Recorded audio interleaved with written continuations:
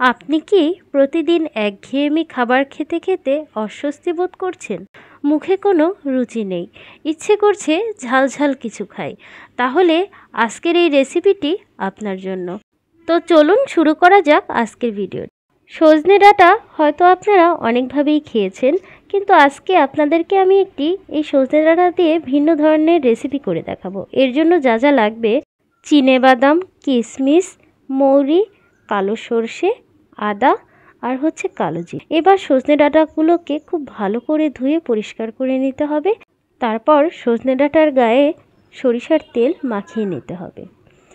একটি একটি করে খুব ভালো করে সজনে ডাঁটার গায়ে তেলটা মাখিয়ে নেবেন। এই যে আমার সজনে ডাঁটাগুলোর গায়ে তেলটা মাখানো হয়ে গেছে। এবার আমি একটা চুলোর উপর স্ট্যান্ড বসিয়ে সজনে ডাঁটাগুলো সেঁকে নেব। আপনি আলতো আঁচে সজনে ডাঁটাগুলোকে সেঁকে নেবেন। এই কাজটা অনেক সময় ধরে করতে হয়, কারণ সজনে ডাঁটাটা সিদ্ধ হতে অনেক সময় লাগে। খেয়াল রাখবেন যেন সজনে ডাঁটাগুলো পুড়ে না যায়। সজনে ডাঁটাগুলো সিদ্ধ হয়ে গেলে ভালো করে ধুয়ে ভিতরের ক্লটটুকু বের করে নেবেন। এর জন্য আপনি চামচ বা ছুরিও ব্যবহার করতে পারেন। তো আমি সবটুকু ক্লথ এভাবে ছাড়িয়ে নিয়েছি।